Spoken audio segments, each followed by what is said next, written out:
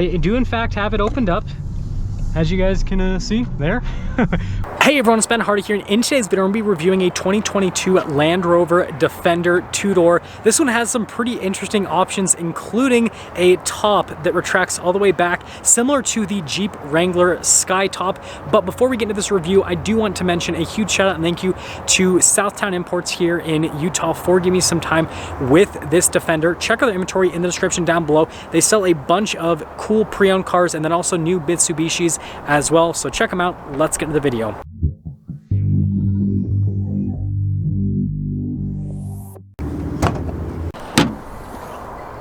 So under the hood we have a turbocharged inline 6 that goes through an 8-speed automatic transmission. Power outputs are 395 horsepower and then 406 pound-feet of torque. You can also get a turbocharged 4-cylinder and then a supercharged V8 in the 2-door Defender for the 2022 model year, and well, that's under the hood. Now let's go to the front end of the Defender. So you can see here on either side with the texturing, and then notice it's just flat there in the center. Defender logo down below, and then you can see here with the daytime running lights, and then notice the projector bulb there in the center. Fog light down below with the parking sensors here on the front end. Notice we have our X-Dynamic badge, Land Rover logo, and you know, you can see you've got the high ground clearance front end appearance with the Defender, and yeah, overall it looks great from a front end perspective. Now coming around the side here, we've got 255mm tires wrapped around 20-inch wheels in the front and over in the rear as well. And then you can see here with the design on the wheel, you've got that 5-spoke design, and then it's this darker gray for the coloration, and overall combined looks great. Notice we've got these aggressive all-terrain tires. This one does have air suspension, and you can see here with the body painted fender flare. Notice we've got our venting here on the side with the Defender logo. You can see mirrors are blacked out, and the cool thing is I actually have to use the side step here. This one, again, has the retractable top, which I'll show you guys in the interior in just a moment. But take a few steps back. Here's your full side view on the Defender, which looks great. Now here's our key fob. Notice we've got the Land Rover logo there on the back. We have our unlock, lock. That's for the lights, and then this is the opening for the rear. And by opening, I mean it unlocks it because you have to just open it up with your hand. Notice that the window and everything is connected, and then you can see here we've got like our little storage space area back here, and then this is with the air suspension to raise and lower the rear, so it makes loading things up a little bit easier. We've got a little charging port down below, and then we have another one over here, full outlet, which is definitely great. And yeah, that's everything for that portion of the back. Now let's go over the rest of the rear. So you can see here with the taillights, definitely love the aesthetic on the new Defender taillights. Got our Defender P400 badge, parking sensors here on the rear with the recovery hook, and then you've got the spare tire here on the back. And other than that, well, there's the rear. Now here's the front door panel. You can see the padding here at the top and then down below, and then notice the exposed rivets. Definitely a cool touch with the Defender, and notice how you can see the color here on the interior as well. Got our Defender logo here, and then here are the seats, and I love the just combination of textures here on the seats. Definitely looks fantastic. You can see the adjustments there on the seats, and then here's the pedal layout down below with the parking brake, and then padding here on the dash as well. And then I'm actually going to grab this here, so that moves the seat forward like that, so we can look at the second row. So notice we actually have 3 seats back there. Legroom is actually good enough to fit an adult. It is harder to get in the rear with the 2-door Defender versus the 4-door Defender, but you can fit adults back there once you're actually back there, and they do get some vents as well. And then notice here with the windows at the top, and then you can see on the side, and notice that how it kind of like blocks it out a little bit there. It's kind of interesting, but yeah, let's pop in.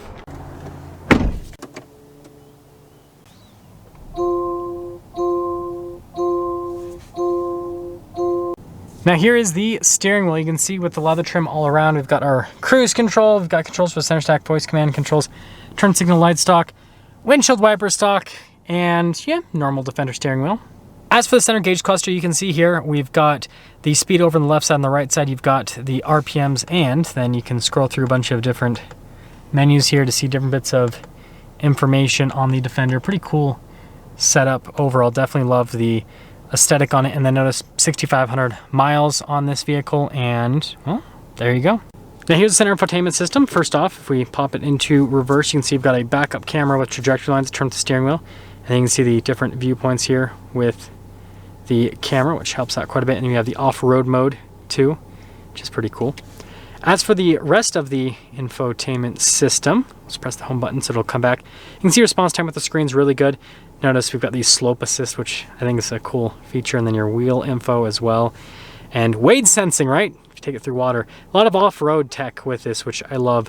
But yeah, overall response time is great. I think the infotainment system looks fantastic with the styling.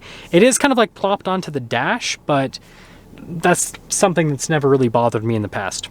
Got the shifter for the 8-speed automatic transmission. It does have a manual shift function. And we have our climate control section here. So we have a dual zone climate system, and you guys can see there to change it. But if you press it in, it'll do the seats. So we just have heated seats, no cooled seats on this particular Defender. And then press it again, changes it. And then this is for the drive mode. Select, and then notice it'll pop up there. So notice we can go to the eco. Comfort's normal, and then you've got grass, gravel, snow, mud, ruts, sand, rock crawl, and then your wading as well. And since this has the air suspension, it'll change the suspension depending on the drive mode that you're in, which is another neat feature. But yeah, that's kind of like the climate control section. Then you can see fan speed you can change just with that button right there. Notice low range, stability control. And this is for the air suspension, hill descent control, auto stop start. There's a lot happening in this area, but this is like the center control pad. Got some USB action happening here, and then a couple of cup holders. Center console. Opening it up, you can see good storage space. And then notice we've got the wireless phone charger right there. And then here, more storage space. Look at the padding all over. And then normal glove box. Nothing crazy happening with that. And I guess we should get to the top. So, popping up top here. Yes, we'll just press this button. It's very bright. Very, very bright. But notice now, I can just stick my hand out and it gives us that open top experience. And I guess I'll leave this open for the driving portion of the video so we can see what it's like, I suppose. Now, if you want the most up-to-date pricing on this Defender, check out Southtown Imports inventory in the description down below. And with that being said, let's drive it with the top down.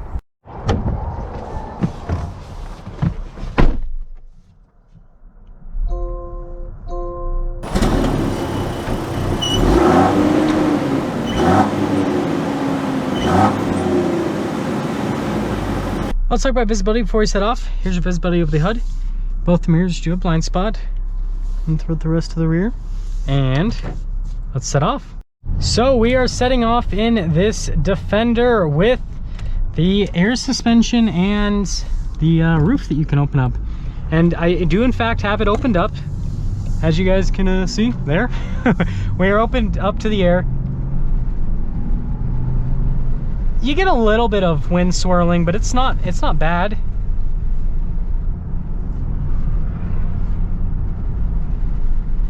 Yeah, there's a little bit of buffeting at higher speeds, so like I probably wouldn't want to have that open on the highway, for example. Lower speeds or like off-roading, yeah, it'd be fun to have the, open air experience. I wonder if you can close it while moving. Partially closed now, so we'll see if that changes the sound, and then I'll close it all the way in a moment. Super smooth with the air suspension. I mean, this feels like a luxury car with the air suspension. Yeah. So one of the things I love about the Defender is, it's still very capable from an off-road perspective. With the air suspension, you've got like over 11 inches of ground clearance. It's like 11.5 inches, but it still like just drives like a luxury car. It's so smooth, it's so comfortable. Yeah, it's kind of noisy. I wonder if I can close it all the way now. Yeah, so I guess the one benefit about this is, unlike a regular traditional convertible, you can close this while going at higher speeds, like a sunroof, right? So that's definitely a big plus.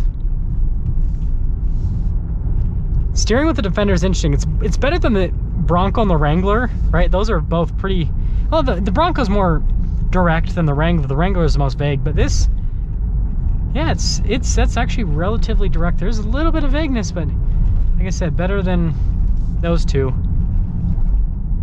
Looks like we got a Ram TRX in front of us. Those are always cool to see. Look at that thing. No license plate though for some reason. It's kind of weird. Yeah, I've been thinking about this for a while. where this really sits, because, you know, a lot of, and I just did a comparison on the channel with this versus a Bronco, because a lot of people requested that. And again, I don't really like, yes, this is similar in price to like, ooh, it's quick with that 6-cylinder. I've been trying to figure out really where this sits, because again, you could kind of like compare this to the Bronco and the Wrangler, right? This is like the same price as like a super loaded Bronco or Wrangler. But yeah, I don't know. I don't know if it's exactly comparable, because it's not as dedicated to the off-road as those two. Like, yeah, this has that fancy top now, right? That's like the Wrangler with the sky roof. But interrupting myself. Yeah, it's quick. Interrupting myself. Let's go back to the main subject.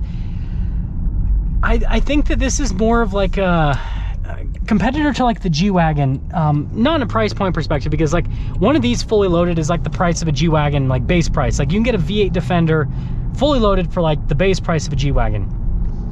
But I see this as like an alternative to the G-Wagon, right? Because with the G-Wagon, it's very expensive and it's like this luxury off-roader, and that's what this is. This is a luxury off-roader. And I recently reviewed a Brabus G-Wagon, and I have reviewed a G550, but I haven't reviewed a G63 yet, hopefully in the near future. But what I can say is this gives you most of the G-Wagon experience, right?